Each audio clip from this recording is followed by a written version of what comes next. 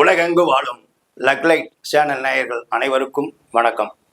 இப்பொழுது ஜோதிட தகவல் என்ற தலைப்பில் உங்களுக்கு உதாரண ஜாதகம் மூலம் உங்களுடைய ஜோதிட பதிவை இங்கே தெரிவிக்கப்படுகிறது.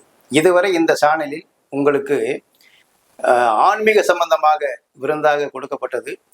இந்த ஆன்மீகமும் சாஸ்திரமும் ஒன்று தான் என்பதை அறிஞர்களும் தேவர்களும் முன்னோர்களும் ஏற்றுக்கொள்ளப்பட்டவை. ஆன்மீகம் ஜோதிடம் ஒன்றுதான். இன்னும் வைத்தியம் கூட அதில் சேர்ந்துதான் வரும். ஆன்மீகம், ஜோதிடம், வைத்தியம் இந்த மூணு தெரிந்தால் தான் அவன் ஜோதிடனாக இருக்க முடியும். அப்போ இந்த அடிப்படையில் இதுவரை இந்த சேனலில் உங்களுக்கு ஆன்மீகம் சம்பந்தப்பட்டது மட்டுமே உங்களுக்கு பதிவு செய்யப்பட்டு வந்ததன் அடிப்படையில் இப்பொழுது சாஸ்திரமும் இதில் உங்களுக்கு கொடுக்கப்படுகிறது ஒரு நல்ல விருந்தாக.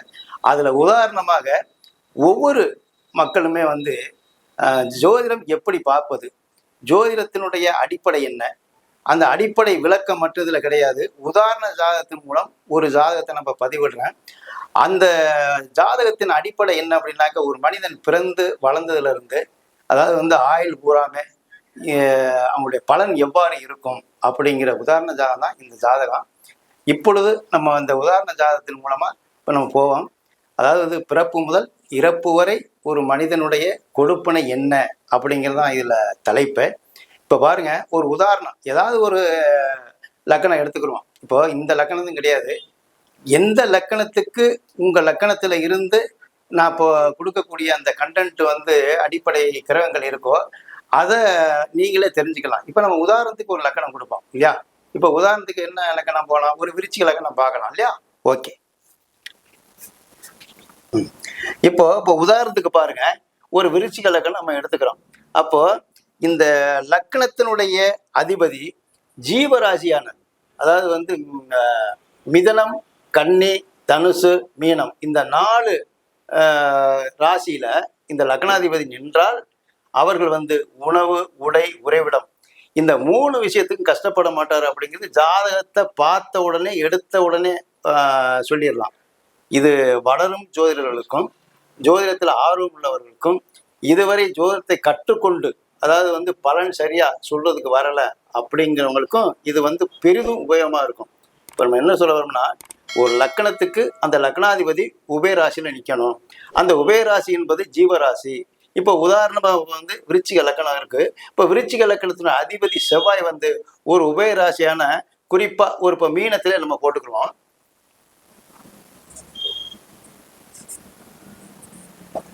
இப்போ செவ்வாய் உபயராசியில இருக்கு. அப்போ லக்னாதிபதி செவ்வாய் அந்த அதிபதி உபயராசியில இருக்கு.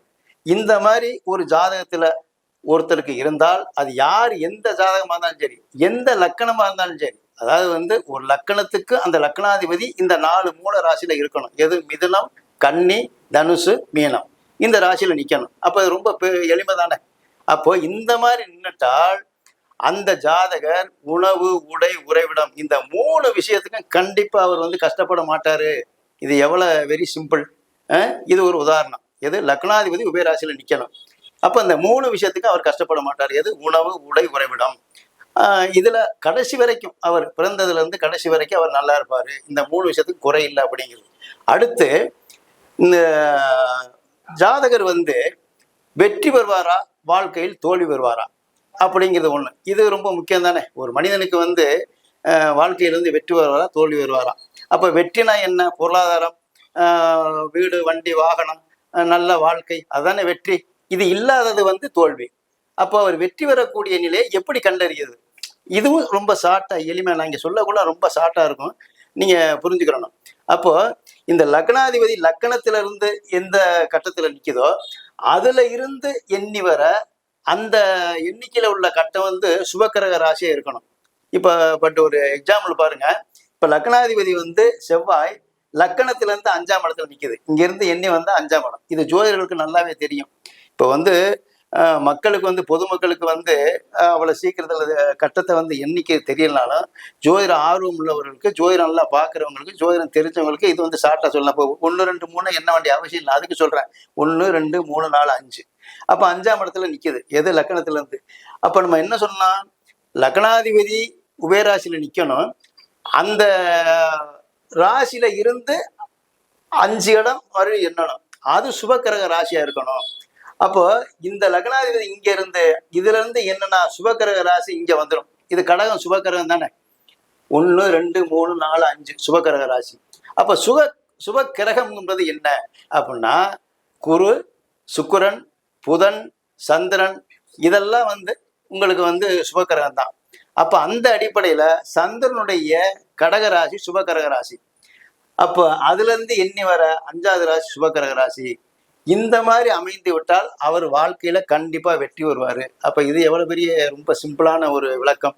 ஒரு ஜாதகத்தை பார்த்த உடனே ஒரு மனிதன் இதெல்லாம் அடைவாரா, இருக்குமா, அந்த யோகம் இருக்குமா, கொடுப்பனை இருக்குமா அப்படிங்கிறத நம்ம கொடுக்கக்கூடிய விளக்கம். அப்போ இவர் வாழ்க்கையில வெற்றி பெறுவாரு. அப்ப 2வது விஷயமும் அவர் வெற்றி, அது ஓகே, எது அவர் ஜெயிச்சிட்டாரு அப்படிங்கிற அர்த்தம். அப்போ அடுத்து 3வது, ஒரு ஜாதகர் பொன் பொருள் சேர்க்கை பொருளாதார முன்னேற்றம் அடைவதற்கு ஒரு ஜாதகருக்கு எப்படி கிரக அமைப்பு இருக்கணும் அப்படிங்கிறது 3வது விதி. அப்போ 2வது விதியிலையும் நம்ம இப்போ 2 விதி சொல்லியிருக்கோம். 2 விதியிலையும் இந்த ஜாதகர் வெற்றி பெற்றார்னு அர்த்தம். அடுத்து 3வது விதி, ஒரு ஜாதகத்துல ஒரு மனிதனுக்கு பொன் பொருள் பொருளாதார சேர்க்கை வேணும். அது எந்த மாதிரியான கிரகம் இருந்தா நல்லா இருக்கும் அப்படிங்கிறது ஒரு விதி இருக்குது. அப்போ இந்த லக்னத்திற்கு 3ஆம் அதிபதி, அந்த 3ஆம் அதிபதி நின்ற இடம் ஆட்சி உச்ச நட்பு பெற்றிருக்கணும். இதுதாங்க விதி. அப்ப இந்த லக்னத்துக்கு 3ஆம் அதிபதி எது? சனி.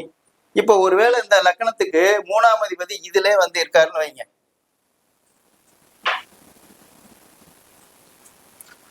இந்த லக்னத்துக்கு 3ஆம் அதிபதி சனி இப்ப இதுல இருக்கார். இதுல இருந்தா அந்த விதியும் இவருக்கு பொருந்தும். எது? லக்னத்துக்கு 3ஆம் அதிபதி ஆட்சி உச்ச நட்பு பெற்று இருந்தால் பொருளாதார முன்னேற்றம் இருக்கும் அப்படிங்கிறத இதுல ஒரு விதி. அப்ப எடுத்த உடனே இதுவும் பார்த்த உடனே இது ஷார்ட்டா புரியும் தானே. 3ஆம் இடத்தில் சுவர் முத்த பலனாக இளநோக்கம், 3ஆம் இடத்தாதி பலவனாக, 3இல் உச்சரும் தோன்றும் கர்மபூசனம் சூடியிருப்பான் சுகமாகனு சொல்லப்படுது. அப்ப 3ஆம் அதிபதி வலுப்பட்டுட்டால் ஆடை ஆபரணங்கள் அணிகலங்கள் வீரியம் இதெல்லாம் 3ஆம் இடம். அப்ப அந்த 3வது விதியும் இவருக்கு பொருந்துது அப்படிங்கிறத உள்ள. சரியா?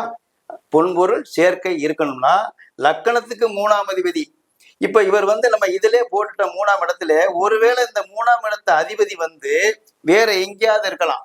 அவருக்கு வீடு கொடுத்த கிரகம் ஆட்சி உச்ச நட்பு பெற்றிருந்தாலும் இந்த கொடுப்பனை இருக்கும். இப்ப 3ஆம் அதிபதியே 3ஆம் இடத்துல இருக்கு. அப்ப ஆட்சியில இருக்கு. அவர் பொன்பொருள் பொருளாதார சேர்க்கை உள்ளவர் அப்படிங்கிறது உள்ள விதி. சரி, அடுத்து இப்போ அவருக்கு அடிப்படை, இந்த ஜாதகருக்கு அடிப்படை உணவு உடை உறவுல இருக்கு. அடுத்து இந்த சுபக்கிரக ராசியில இருப்பதனால வாழ்க்கையில வெற்றி பெறுவாரா தோல்வி வருவார்னு சொன்னா அதுவும் அவர் இந்த ஜாதகர் வெற்றி பெறுவார்னு கணக்குல வந்துட்டது. அடுத்து பொருளாதார சேர்க்கைக்கு 3ஆம் அதிபதி நல்லா இருக்கு. அப்ப 3 வந்துட்டது. இப்ப 4வது இது என்னன்னா, இதெல்லாம் அடையக்கூடிய ஒருத்தர் அவர் ஒரு ஆண்மைத்தன்மை வேணுமா இல்லையா? அப்ப ஆண்மைத்தன்மை எப்படி எடுக்கிறது அப்படின்னா ஜாதகத்திலே பார்த்துடலாம். இப்போ திருமணம் பண்ணி சில பேருக்கு குழந்தை பிறக்கல, அவருக்கு மலட்டுத்தன்மை இருக்கு. இதெல்லாம் திருமணத்துக்கு பின்னாடி ஒரு 3 மாசம் 4 மாசம் 6 மாசம் 1 வருஷம் கழிச்சு அங்கே போய் இதுல மருத்துவ ரீதியா இது பண்றவங்க தான் செக்கப் பண்றப்ப டாக்டர் பல லட்சம் வாங்குறதுக்காக எதையும் சொல்லி இருக்கு இல்லைன்னு சொல்லுவான். ஆனால் ஜாதகத்திலே பார்த்துடலாம். நல்லா கவனிக்க நண்பர்களே, நேயர்களே. அதாவது ஒரு மனிதனுக்கு ஆண்மைத்தன்மை இருக்கா இல்லையா அப்படிங்கிறது இங்கே பார்த்துடலாம். அப்ப ஆண்மைத்தன்மை இருக்கிற அந்தாக்க எப்படி, இல்லைன்னா எப்படி அப்படிங்கிறது ஒண்ணு இருக்கு. இப்ப பாருங்க, இந்த 3ஆம் அதிபதி நின்ன நட்சத்திராதிபதி ஒரு அலி நட்சத்திரத்துல இருக்கக்கூடாது. அப்ப அலி நட்சத்திரம்னா என்ன சாஸ்திர விதினா, புதனுடைய நட்சத்திரம் அலி நட்சத்திரம், கேதோட நட்சத்திரம் அலி நட்சத்திரம், அதே மாதிரி சனியினுடைய நட்சத்திரம் அலி நட்சத்திரம். அப்போ இந்த புதன் நட்சத்திரம், கேது நட்சத்திரம், சனியுடைய நட்சத்திரம்லாம் ஜோதிடர்களுக்கு நல்லா தெரியும். இப்போ அந்த 3 நட்சத்திரத்தை சொல்லிடலாம். இப்போ கேதுவுடைய நட்சத்திரம் அசுவனி மகம் மூலம், சனியுடைய நட்சத்திரம் பூசம் அனுசம் உத்திரட்டாதி, புதனுடைய நட்சத்திரம் ஆயிலியம் கேட்டை ரேவதி, இதுதான். அப்போ இந்த 9 நட்சத்திரத்துல இந்த 3ஆம் அதிபதி நின்னால் அது ஃபர்ஸ்ட் நம்பர் 1 மைனஸ், அதாவது 50% மைனஸ். ஒரு உதாரணத்துக்கு இப்போ இதே சனி இப்ப இதுல கேதோட சாரம் அசுவனில நிக்கணும் வைங்கள.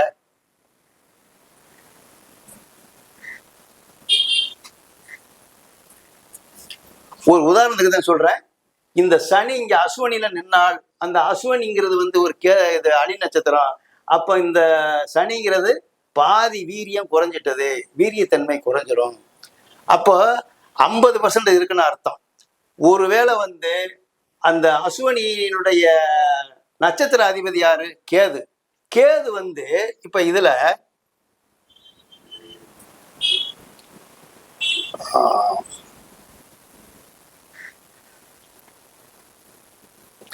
ஆயில் நட்சத்திரம் நிக்கணும் வைங்க. ஒரு உதாரணத்துக்கு தான் நான் சொல்றேன்.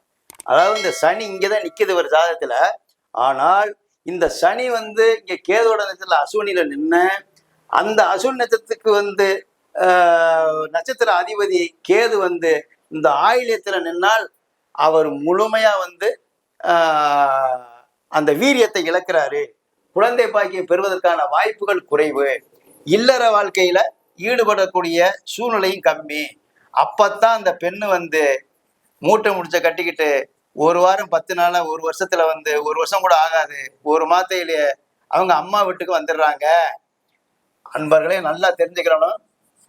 ஒரு 3ஆம் அதிபதி நின்ன நட்சத்திராதிபதி ஒரு அலி நட்சத்திரத்துல நின்று அந்த நட்சத்திராதிபதியும் ஒரு இன்னொரு அலி நட்சத்திரத்துல நின்றால் அவர்கள் வீரியம் குறைவு, குழந்தை பாக்கியம் பிறக்காது. குழந்தையே இருந்த ஒருவேளை நின்னாலும் அது கரைச்சிதைவு ஆகும் அப்படிங்கிற நிலை.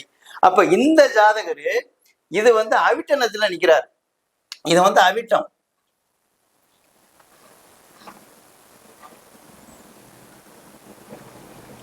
இது அவிட்ட நட்சத்திரம்.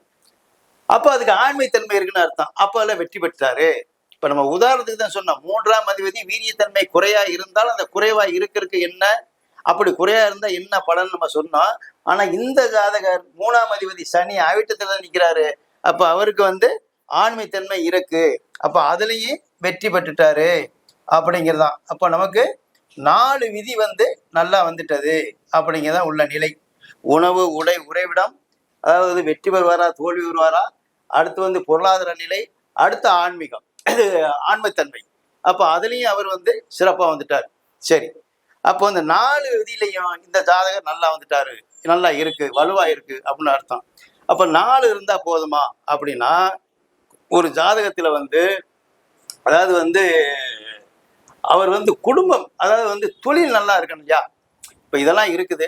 அவர் ஒரு மனிதன் வந்து இப்ப இவர் கூட கேமரா வந்து என்னை வந்து எடுத்துட்டு வந்து எடுக்கிறாருப்பா. நேயர்களே நல்லா தெரிஞ்சுக்கணும். இந்த தம்பி கேமரா எடுத்துட்டு வந்து இங்க என்னை வந்து ஷூட்டிங் எடுக்கிறாரு. இவர் எதுக்கு வந்திருக்காருன்னா பொருளாதாரத்துக்கு வந்திருக்காரு. பொருளாதாரம் ஒரு மனிதன் வந்து பிழைக்க முடியுமா? அப்போ ஒருத்தன் வேலை செய்யணும், இல்லைன்னா தொழிலா செய்யணும். இப்போ ஒரு தொழிலா செய்யறாரு, கேமரா தொழில் செய்யறாரு. இல்ல ஒரு மனிதன் வேலை செய்யணும். அப்ப வேலையில வருமானம் வரணும், இல்ல தொழில் செஞ்சா வருமானம் வரணும். அப்ப இந்த 2ல தானே வருமானம் வரும். அப்போ ஒரு மனிதனுக்கு வருமானம் வரக்கூடியதுக்கு எந்த கிரகம் அப்படின்னா சனிதான். நல்லா தெரிஞ்சுக்கணும். சனிதான் தொழில்காரகன். இது சனிதான் காலபுருஷ ராசிக்கு வந்து 10ஆம் அதிபதி. அப்ப அவன் தான் தொழில்காரகன். அப்ப இந்த சனி இருக்கிற இடத்துக்கு 9, 10ஆம் அதிபதிகள் வலுவாக இருக்க வேண்டும். அப்படி இருந்துட்டால் அவன் தொழில்ல சிறப்பா இருப்பான். தொழில் கண்டிப்பா மென்மேலும் வரணும். அது வேலை வாய்ப்பா இருந்தாலும் சரி, உத்தியோகமா இருந்தாலும் சரி, கவர்மெண்ட் உத்தியோகமா இருந்தாலும் சரி, இல்ல தனியார் கம்பெனியில வந்து நல்ல உத்தியோகம் இருந்தாலும் சரி, இல்ல கவர்மெண்ட் அண்டர்டேக்கிங்ல இருந்தாலும் சரி, இல்ல சாதாரண கூலி வேலைக்கு போனாலும் சரி. ஏன்னா ஒவ்வொருத்தருக்கும் ஒரு லக்கணத்தை பொறுத்து, ராசியை பொறுத்து அவனுக்கு அடிப்படை கொடுப்பனை வந்து இருக்கும். அப்போ அவர்களுக்கு தகுந்த மாதிரி அந்த வாழ்க்கை உயர்வுங்கிறது, பொருளாதாரம் என்பது வந்து என்றைக்கும் நல்லா இருக்கணும்னா சனி இருக்கிற இடத்துக்கு 9, 10ஆம் அதிபதிகள் நல்லா இருக்கணும். இப்ப சனி இருக்கிற இடத்துக்கு 9, 10ஆம் அதிபதி எது அப்படின்னா நண்பர்களே, சனி இருக்கிற இடத்துக்கு 9ஆம் அதிபதி புதன். இது புதன் வீடு. இது ஜோதிடருக்கு நல்லா தெரியும். இது வந்து 10ஆம் அதிபதி சுக்கிரன் வீடு. அப்ப புதனும் சுக்கிரனும், அதாவது வந்து இந்த சனிக்கு வந்து 6, 8, 12 நம்ம மறையக்கூடாது. இப்ப இந்த ஜாதகத்துக்கு ஒரு வேளை வந்து இப்ப பாருங்க,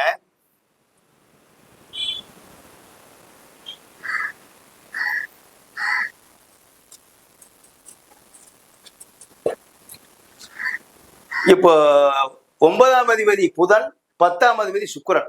அது சனி இருக்கிற இடத்துக்கு வந்து உங்களுக்கு திரிகோணத்துல தான் இருக்கு. அப்ப இந்த மாதிரி இருந்தா அவர் வந்து தொழில், வேலை வாய்ப்பு இதுல பிரம்மாதமா வந்து என்றைக்கும் அதாவது வந்து அடிப்படை தகராத ஒரு பொருளாதார சூழ்நிலை இருக்கும் அப்படிங்கிறதான் இதுல உள்ள விளக்கம். அப்போ 5வது விதியும் இந்த ஜாதகர்ல வந்து ஜெயிச்சிட்டாரு அப்படின்னு தாங்க ஒரு நிலை. ஒரு ஜாதகத்தை எடுத்த உடனே கையில பார்த்த உடனே இந்த கிரக அமைப்பு இப்படி இருந்தால் இவர் இப்படித்தான் இருப்பார் அப்படிங்கிறத இப்ப நம்ம சொல்லிக்கிட்டு இருக்கோம். அப்போ இந்த 5வது விதியும் அதாவது தொழில் அவருக்கு முன்னேற்றம், வேலை வாய்ப்பு, வருமான முன்னேற்றம் என்பது வந்து அந்த சனி இருக்கிற இடத்துக்கு 9, 10ஆம் அதிபதிகள் இந்த லக்கணத்துக்கும் மறையக்கூடாது. அன்பர்களே நல்லா கேட்கணும், இந்த லக்கணத்துக்கும் 6, 8, 12ல மறையக்கூடாது. சனி இருக்கிற இடத்துக்கும் 6, 8, 12ல மறையக்கூடாது. அப்ப சனி இருக்கிற இடத்துக்கு 9, 10ஆம் அதிபதி திரிகோணத்துல இருக்கு. அப்ப வாழ்க்கையில வெற்றி பெற்றார் அவரு அப்படிங்கிறத. அப்ப 5வது விதியில இவர் ஜெயிச்சிட்டாரு. ஒருவேளை வந்து 6, 8, 12லாம் என்னங்க அப்படின்னு வளரும், அதாவது எந்த ஒரு ஜோதிடருமே தொழில் அந்த கத்துக்கிற பொழுதே ஒரு பாடம் துவக்க கல்வியில போற பொழுதே ஜோதிடர்கள் கத்துக்கிறதுக்கு அந்த ராசி கட்டம், அம்ச கட்டம், கிரகம் 6, 8, 12 தெரியாம இருக்க மாட்டாங்க. அதனாலதான் நான் இப்ப உங்களுக்கு வந்து இந்த 6, 8, 12 சொல்றேன். ஒரு உதாரணத்துக்கு அதுவும் தெரியலன்னா, இந்த சனி இருக்கிறதுக்கு 6ஆம் இடம் இது, 8ஆம் இடம் இது, 12ஆம் இடம் இது. அப்ப இந்த இடத்துல இந்த 9, 10ஆம் அதிபதி இருக்கப்படாது. இவ்வளவுதாங்க விஷயம். சரியா? இதான் விவரம். சரி, அப்ப 5வது விதியும் இது வந்து ஜெயிச்சிட்டாரு அப்படின்னு சொல்லலாம். சரி, ஒரு இப்ப இவருக்கு வந்து உணவு, உடை, உறைவிடம் இருக்குது. அதாவது வந்து பொன்பொருள் சேர்க்கை இருக்குது. அதாவது அவருடைய முயற்சிக்கு முக்கியத்துவம் இருக்குது. இதெல்லாம் வந்து தொழில் நல்லா இருக்கு இல்லையா?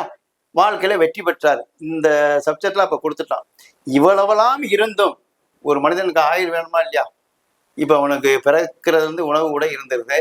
அவன் பொருளாதார முன்னேற்றத்துல வாழ்ந்துகிட்டு இருக்கான். இது வந்து உங்களுக்கு வந்து முயற்சி முக்கியத்துவம் இருக்குது. இப்ப தொழில் நல்லா இருக்கு, வேலை வாய்ப்பு இருக்கு. ஆயுள் பலம் வேணும்ல, அது முக்கியம் இல்லையா? அப்ப 6வது விதி ஆயுள் பலம் நல்லா இருக்கணும்னா என்ன அப்படிங்கிறது ஒரு நிலை. அது என்ன சொல்லப்படுதுன்னா, ஆயுள் பலத்துல உங்களுக்கு அதாவது வந்து உத்தம ஆயுள் ஜாதகர்களுக்கு 7, 9, மத்திவம் தனக்கு வைத்தது 2, 3, அதர்மற்கு 1, மற்றொன்று 3ஆம் திசை மாரகமாம் அப்படின்னு சொல்லப்படுது. அப்ப அது என்னன்னா, உத்தம ஆயுள்னா நீண்ட ஆயுள். நீண்ட ஆயுள்னா குறைஞ்சபட்சம் ஒரு 70 to 90 வரைக்கும் நீண்ட ஆயுள் இல்லையா? பூரண ஆயுள். அப்ப அந்த ஆயுள்காரனுக்கு இந்த 6, 7வது திசைங்கிறது தான் மாரகம் பண்ணும். மத்திவம் அப்படிங்கிறது 6வது திசை மாரகம் பண்ணும். அதாவது வந்து ஆயுள் பலம் குறைவா இருக்கிறது. குறைவான ஆயுள் என்னன்னா, அப்ப அதையும் சொல்லிடுறேன். 1ல இருந்து 30 வரைக்கும் அற்பாயுள், 30ல இருந்து 65 வரைக்கும் மத்தியமம் ஆயுள், 65ல மேல 100 வயசு வரைக்கும் பூரண ஆயுள். அப்ப இந்த பூரண ஆயுள் உள்ளவருக்கு 7, 9வது திசை, 6வது திசை மத்தியம ஆயுள், 3வது திசை 1வது திசையிலேயே அந்த இது வந்துட்டாக்க, அதாவது வந்து மாரகம் வந்துருச்சுன்னா அது அற்பாயுள். அப்போ ஒரு மனிதனுக்கு வந்து அந்த 3, 12, 8, 3, 8, 12 இந்த திசைகள் இந்த 30 வயதுக்குள்ள நடந்தால் கண்டிப்பா அவருக்கு வந்து அற்பாயுள். ஒருவேளை வந்து 6வது திசை குருதசையா வந்தால், அதுவும் பாருங்க 6வது திசை குருதசையா வரணும். குருதசையா வந்தா அவருக்கு மத்தியம ஆயுள் 65 வரைக்கும். 7, 9வது திசையில இருந்தா பூர்ண ஆயுள். அப்போ அந்த மாதிரி ஆயுள் பலத்திலையும் இப்போ இவருக்கு பாருங்க, ஒருவேளை வந்து இந்த ஆயுள் பலம் இவருக்கு நல்லா இருக்கணும் அப்படின்னா எப்படிங்க கிரக அமைப்பு அப்படின்னு ஒண்ணு பார்ப்போம். இப்ப பாருங்க,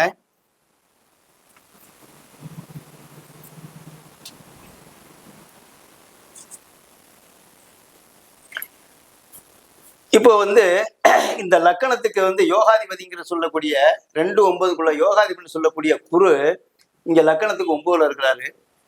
இதே வந்து 9ஆம் அதிபதி வந்து இங்க சந்திரன் இருக்கிறார்.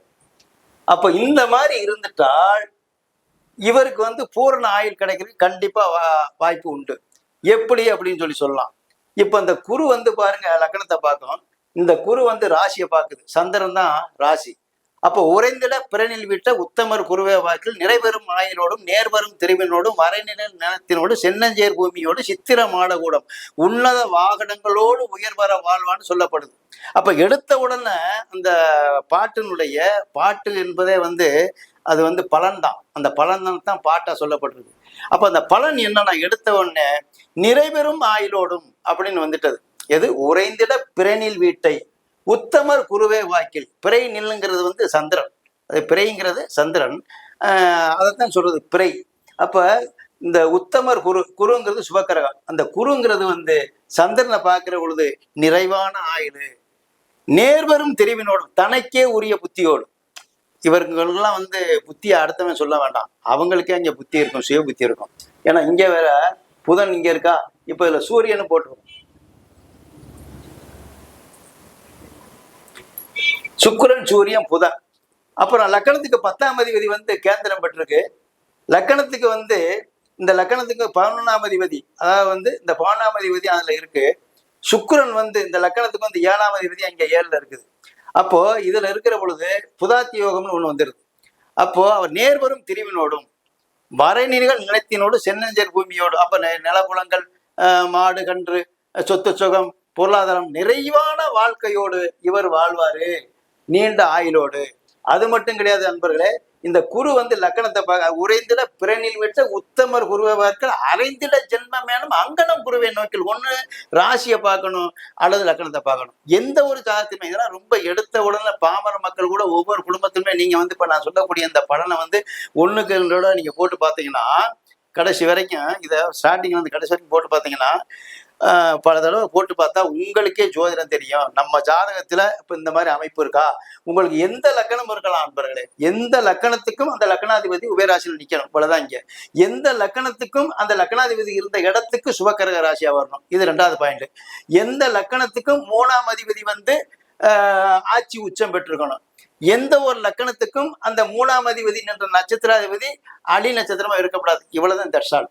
இது இருந்துட்டாலே இந்த பலன் எல்லாம் உங்களுக்கு இருக்கும். இந்த லக்கணத்துக்கு தான் இது அப்படின்னு சொல்றது இல்ல.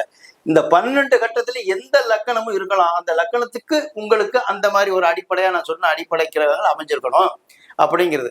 அப்ப இந்த ஆயுள் பலத்தை பற்றி நம்ம சொல்லிக்கிட்டு இருக்கோம். அப்ப ஆயுளை வந்து முதல்ல லக்கணத்தை பார்க்குது, அது ஒரு சிறப்பு. ராசியும் பார்த்தது டபுள் ப்ரமோஷன். ஒரு ஜாதகத்துல நீங்க பாருங்க, உங்களுடைய ஜாதகத்துல குரு வந்து லக்கணத்தை பார்த்ததால அதுவே 60% நீங்க வெற்றி, ஆயுள் பலம், தனக்கே உரிய புத்தி, செல்வம் செல்வாக்கு கண்டிப்பா ஜெயிச்சிருவாங்க. அப்ப ராசியும் பார்த்துட்டா டபுள் ப்ரமோஷன். லக்கணம் ராசி 2யும் பார்த்துட்டாலே அவனுக்கு ஆயுள் பலம் ஜாஸ்தி.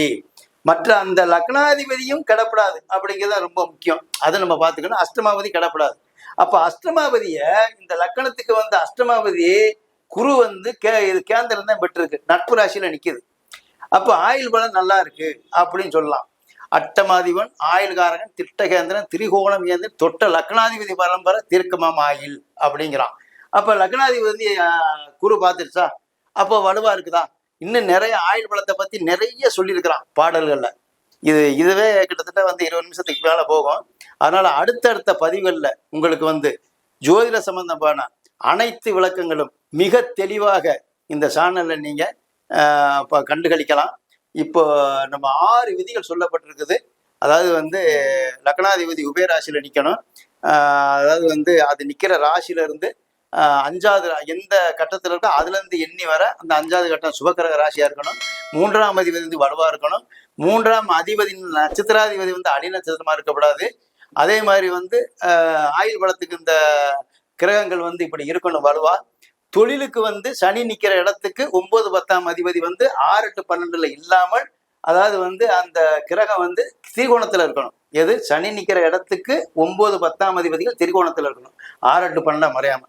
இதுதான் ஒரு ஜாதகத்துல எடுத்த உடனே பார்த்த உடனே இந்த அமைப்பு, இந்த கிரகம் நமக்கு இந்த விதி கொடுப்பன இருக்கா அப்படின்னு பார்த்தா வாழ்க்கையில இவர் வெற்றி பெற்றுவாரு அப்படின்னு தான் உள்ள நிலை. இது ஜோதிடர்களுக்கும் ஜோதிடம் கற்றுக்கொண்டிருக்கிறவருக்கும் ஜோதிடம் கத்துக்கிற போறவங்களுக்கும் இது வந்து ஒரு யூஸ்ஃபுல்லா இருக்கும், நல்ல எடுத்துக்காட்டா இருக்கும். நமது இந்த விநாயகா ஜோதிட பயிற்சி நிலையம் ஒவ்வொரு மாதமும் வந்து அதாவது மாதத்துல 4 நாட்கள் அவங்க வந்து பயிற்சி செய்ய கொடுக்கப்படுது. உங்களுடைய விருப்பப்பட்ட நேரத்துல, அதாவது இங்க வந்து நேரடியா வந்து வகுப்புல கலந்துக்கிட்டு நீங்க வந்து பயிற்சி பெற்றாலும் சரி, அல்லது நீங்க இருக்கிற இடத்துல எந்த நாட்டிலையும் எந்த மாநிலத்திலையும் எங்கே நீங்க இருக்கலாம், அங்கேருந்து நீங்க போன் பண்ணீங்க, உங்களுக்கு வந்து பாடம் வந்து கொரியர்ல அனுப்பப்படும். வாரத்துல வந்து அதாவது வந்து ஒரு நாள், மாசத்துல வந்து 4 கிளாஸ். இதுக்குரிய ஃபீஸ் என்னங்கிறது நீ நேரடியாக சொன்னாக்க ஃபோன் பண்ணி கேட்டால் நான் சொல்றேன். இது ஜோதிடம் சம்பந்தமான பயிற்சி சம்பந்தமான விளக்கம். நமது நேர்கள் எண்ணிய முடிதல் வேண்டும், நல்லவே எண்ணல் வேண்டும், திண்ணிய நெஞ்ச வேண்டும், தெளிந்த நாள் அறிய வேண்டும். அதற்கு யாரானை காவிலுரை எண்ணானை கண்டளித்த போரானை கண்டதனை போற்றினால் வாராத புக்தி வரும், பக்தி வரும், புத்திர சம்பத்து வரும், சக்தி பெறும், சிக்தி பெறும் என்று சொல்லி வாழ்க வளமுடன். நன்றி, வணக்கம்.